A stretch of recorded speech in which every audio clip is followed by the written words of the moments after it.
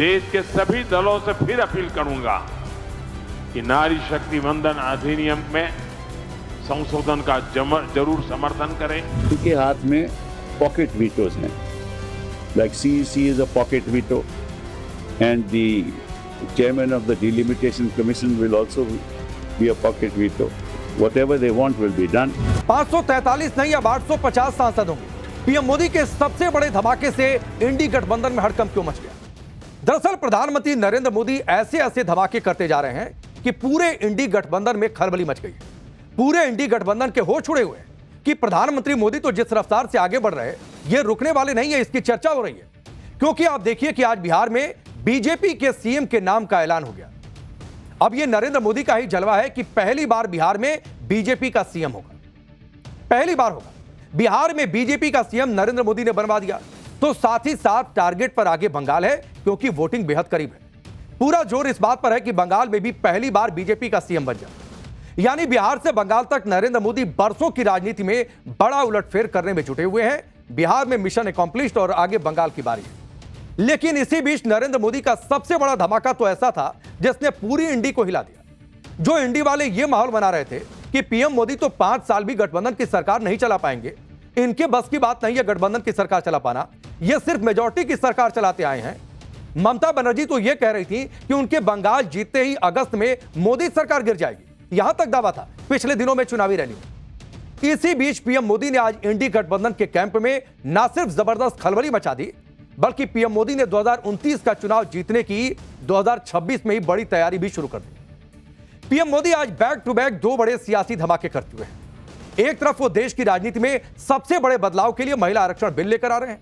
इसकी चर्चा हो रही है, बीजेपी पूरी मुहिम पर लगी हुई है, प्रधानमंत्री मोदी व्यक्तिगत तौर पर लगे हुए हैं। इस बिल को लागू करने के लिए जो बदलाव किए जाएंगे उसे लेकर इंडी गठबंधन में ऊपर से नीचे तक हड़कंप मच गया है।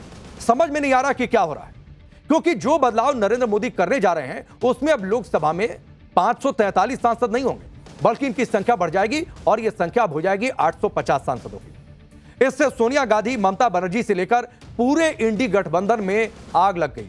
क्या क्या कहा जा रहा है आपको बताएंगे। यह भी बताएंगे कि दूसरी तरफ आज पीएम मोदी ने लंबे समय से पेंडिंग बिहार के मामले को भी सेट कर दिया। पहली बार बीजेपी का सीएम बन गया। बिहार में कल पहली बार बीजेपी के मुख्यमंत्री के तौर पर सम्राट चौधरी शपथ लेंगे। बिहार के लिए कहा जाता था कि सरकार किसी की भी बने, सीएम नीतीश कुमार ही होंगे। और कई बार तो मुख्यमंत्री पद पर बने रहने के लिए नीतीश कुमार ने पलटी भी मारी, कभी इस दल में कभी आरजेडी के साथ। लेकिन इस बार वो ऐसा सेट हुए कि कहीं जाने के लिए नहीं लौटे थे। पीएम मोदी ने गेम सेट कर दिया कि नीतीश कुमार के रहते हुए उनकी मौजूदगी में ही, उनके संरक्षण और मार्गदर्शन में बिहार में बीजेपी का सीएम बन रहा है और खुद नीतीश कुमार उसे सपोर्ट भी करते दिखाई दे रहे हैं। नीतीश कुमार भी खुशी खुशी बीजेपी के नए सीएम को सपोर्ट कर रहे हैं। यानी बिना किसी खींचतान, बिना किसी नाराजगी के बिहार का मामला पीएम मोदी ने सेट कर दिया है। आज आपको पाठशाला में पीएम मोदी के दोनों बड़े सियासी धमाकों के बारे में डिटेल से बताऊंगा। बिहार में मोदी शाह की जोड़ी ने बीजेपी के पहले सीएम के तौर पर सम्राट चौधरी को ही क्यों चुना, क्योंकि बीजेपी तो जानी जाती है सरप्राइज के लिए, लेकिन बिहार में सरप्राइज क्यों नहीं हुआ इसकी भी जानकारी दूंगा। और कैसे सीएम के नाम पर सरप्राइज देने वाली बीजेपी ने इस बार कोई सरप्राइज नहीं दिया, यह सब कुछ डिटेल से आपके सामने रखूंगा। लेकिन पहले जो दिन भर आज सियासी हलचल हुई है उसकी एक झलक आप देखिए।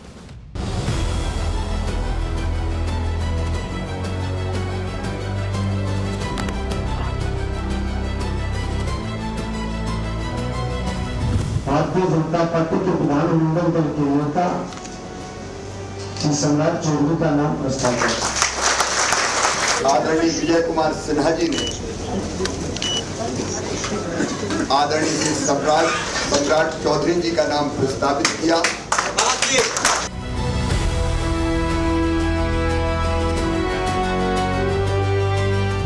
आज देवभूमि से देश के सभी दलों से फिर अपील करूंगा कि नारी शक्ति वंदन अधिनियम में संशोधन का जरूर समर्थन करें। उनके हाथ में पॉकेट वीटोज हैं, like CEC is a pocket veto, and the chairman of the delimitation commission will also be a pocket veto. Whatever they want will be done.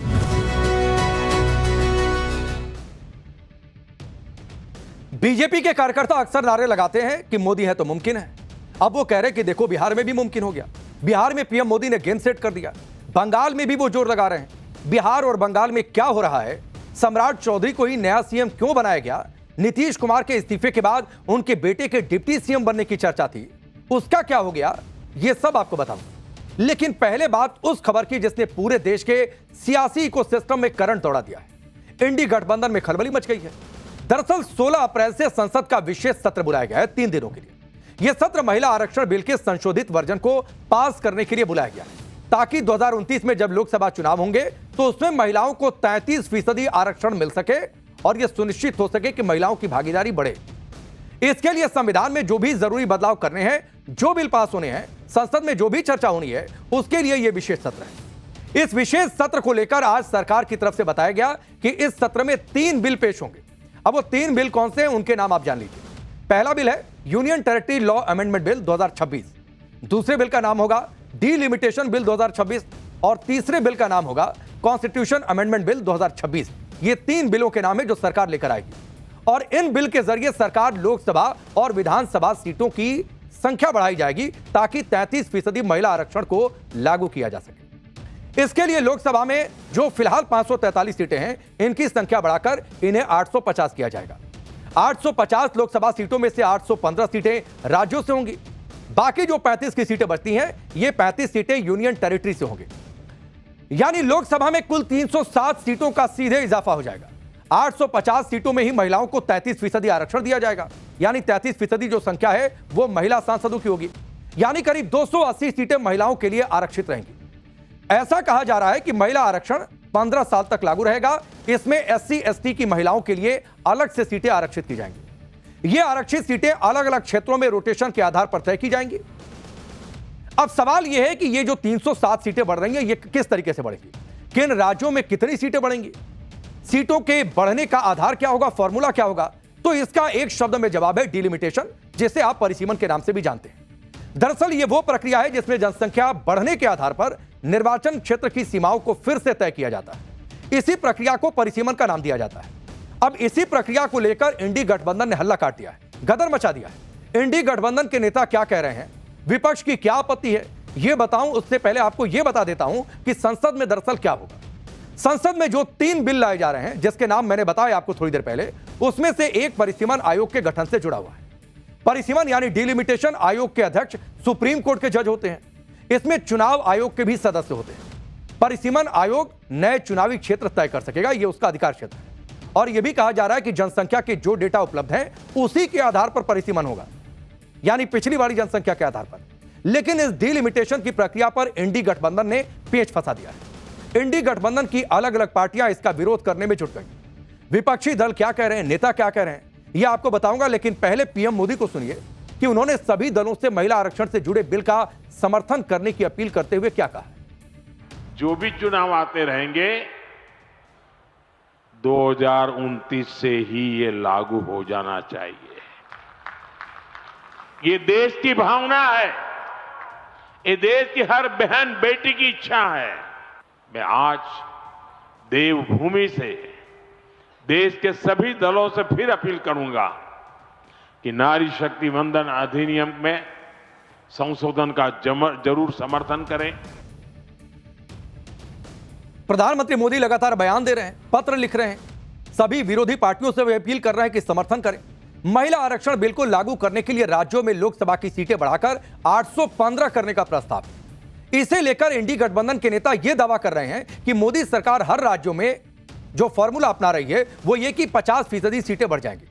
और अगर वाकई इस आधार पर सीटें बढ़ जाती हैं तो अलग अलग राज्यों में जो संख्या होगी वो इस तरीके से होगी। यूपी में 80 से 120 सीटें हो जाएंगी, बिहार में 40 लोकसभा की सीटें 60 हो जाएंगी, मध्य प्रदेश में 29 से 44 हो जाएंगी, महाराष्ट्र में लोकसभा सीटों की संख्या 48 से बढ़कर 72 हो जाएगी, पश्चिम बंगाल में फिलहाल जो 42 सीटें हैं ये बढ़कर 63 हो जाएंगी, केरल में 20 लोकसभा की सीटें हैं, ये सीटों की संख्या बढ़कर 30 हो जाएगी, तमिलनाडु में 39 से बढ़कर 59, आंध्र प्रदेश में 25 से बढ़कर 38, तेलंगाना में 17 से बढ़कर 31, कर्नाटक में 28 से बढ़कर 42 सीटें हो जाएंगी लोकसभा की।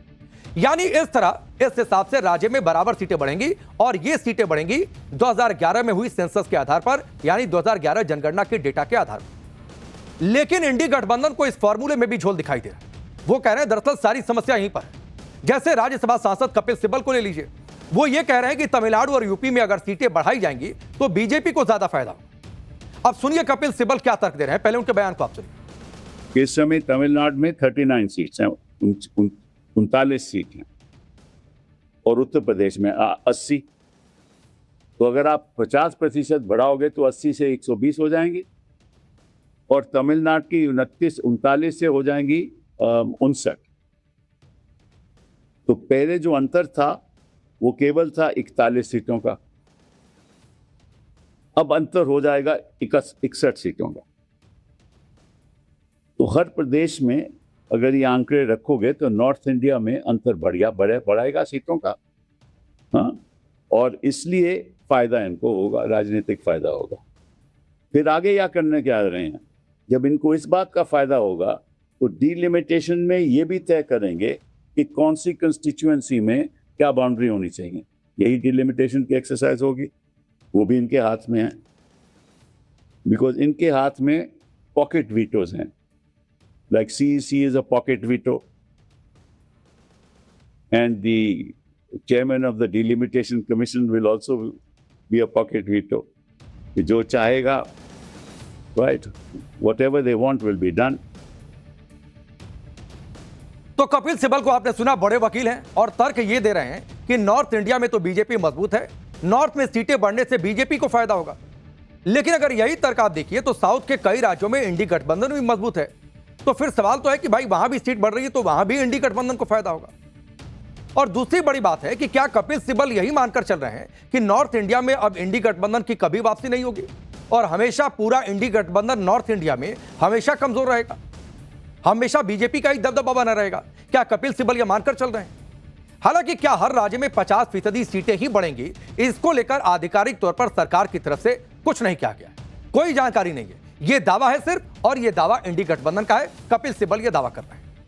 अब डीलिमिटेशन को लेकर दूसरा विरोध इस बात पर है कि इसका आधार 2011 के सेंसस के आधार को ही क्यों माना जा रहा है। राज्यसभा सांसद कपिल सिब्बल कह रहे हैं कि डीलिमिटेशन के जरिए सरकार 2029 का लोकसभा चुनाव जीतने की फिराक में 2026 में चुनाव को सेट किया जा रहा है 29 का। सिब्बल सरकार को चुनौती दे रहे हैं कि अगर महिलाओं के कल्याण की इतनी चिंता है तो सीटों की संख्या मत बढ़ाइए, जो मौजूदा सीटें हैं यानी 543 हैं, उन्हीं में से महिलाओं को आरक्षण दे दीजिए। सिब्बल के मुताबिक जब साल 2023 में संसद में यह तय हो गया था कि महिला आरक्षण कानून सेंसस और डीलिमिटेशन के बाद लागू होगा, तो फिर सरकार अब इसे बदल क्यों रही है? सरकार 2011 के सेंसस का डेटा क्यों ले रही है, नए सेंसस का डेटा क्यों नहीं ले रही है जो शुरू होने जा रहा है सेंसस, जबकि नया सेंसस शुरू हो चुका है एक तरीके से, वो 2027 तक डेटा आ जाएगा, तो इस बिल को तब भी लाया जा सकता है। इसी आधार पर सिब्बल ये कह रहे हैं कि इसे पास करने के लिए सरकार को 2/3 बहुमत चाहिए, विपक्ष को इसे खारिज कर देना चाहिए। सिब्बल आरोप लगा रहे हैं कि डीलिमिटेशन कमीशन भी सरकार के मुताबिक काम करेगा, इससे बीजेपी को सियासी फायदा होगा। पीएम मोदी 2029 का चुनाव जीतने के लिए सब कर रहे हैं, ऐसा आरोप सिब्बल लगा रहे हैं, बार बार लगा रहे हैं, और अपने आरोप को लगाने के लिए वो तर्क भी दे रहे हैं। वैसे तो करीब सभी विपक्षी दल महिला आरक्षण के समर्थन की बात कर रहे हैं। इसमें कुछ दल आरक्षण के अंदर आरक्षण की भी मांग कर रहे हैं, कोटे के अंदर कोटे की डिमांड कर रहे हैं। उनका कहना है कि आरक्षण के अंदर ही मुस्लिम और पिछड़े वर्ग की महिलाओं को भी अलग से आरक्षण दे दिया जाए, उनका कोटा भी तय कर दिया जाए। लेकिन दरअसल अभी जो मुद्दा है वो आरक्षण से बड़ा मुद्दा डीलिमिटेशन का है, परिसीमन का है, जिसे लेकर सोनिया गांधी, ममता बनर्जी से लेकर इंडी गठबंधन के बड़े बड़े नेताओं ने मोर्चा खोल रखा है। डीलिमिटेशन को लेकर सोनिया गांधी ने मोदी सरकार पर जमकर हमला बोला। उन्होंने संसद का विशेष सत्र बुलाए जाने की टाइमिंग पर सवाल उठाए। उन्होंने क्या कहा आपको बताता हूं। उन्होंने कहा कि पार्लियामेंट की स्पेशल मीटिंग में बिल लाने के सरकार के कदम का असली मुद्दा परिसीमन है, महिला आरक्षण सरकार के दिमाग में नहीं है। उन्होंने यह भी दावा किया कि परिसीमन का बताया जा रहा प्रस्ताव बहुत खतरनाक होने के साथ साथ खुद संविधान पर हमला है। परिसीमन सिर्फ अंक गणितीय नहीं बल्कि राजनीतिक रूप से न्याय संगत होना चाहिए। सोनिया गांधी यह भी आरोप लगा रही है कि प्रधानमंत्री मोदी का असली इरादा अब जाति जनगणना में और देर करना है और जाति जनगणना को पटरी से उतार देना है। वो जाति जनगणना दरअसल चाहते ही नहीं इस देश में। पश्चिम बंगाल की मुख्यमंत्री ममता बनर्जी भी पीछे नहीं है। वो कह रही है परिसीमन को लेकर लगातार हमलावर है, और आरोप क्या लगा रही है आपको बताता हूं। केंद्र की बीजेपी सरकार बंगाल को 3 भागों में बांटने के लिए परिसीमन करना चाहती है, यह ममता बनर्जी का आरोप है। ममता बनर्जी ने यह भी आरोप लगाया कि पश्चिम बंगाल के कुछ हिस्सों का विलय बिहार या फिर ओडिशा में किया जा सकता है।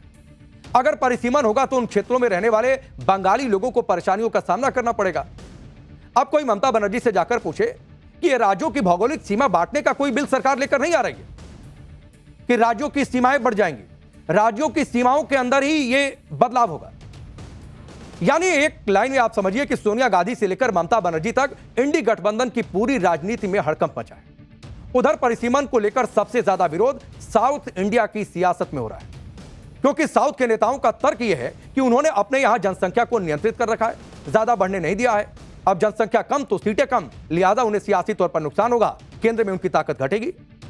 लेकिन अगर जनसंख्या के आधार पर सीटें तय होंगी तो जाहिर सी बात है संसद में सीटें कम हो जाएंगी। ये साउथ के नेताओं का तर्क है, उनकी राजनीतिक ताकत कम हो जाएगी, जबकि नॉर्थ के राज्यों में ज्यादा जनसंख्या के आधार पर उन्हें ज्यादा सीटें मिलेंगी। जो साउथ के नेता कह रहे हैं कि ये उनके साथ नाइंसाफी होगी। इसीलिए आप देखिए कि जैसे ही डिलिमिटेशन की बात आई वैसे ही साउथ के राज्यों में हलचल बढ़ गई।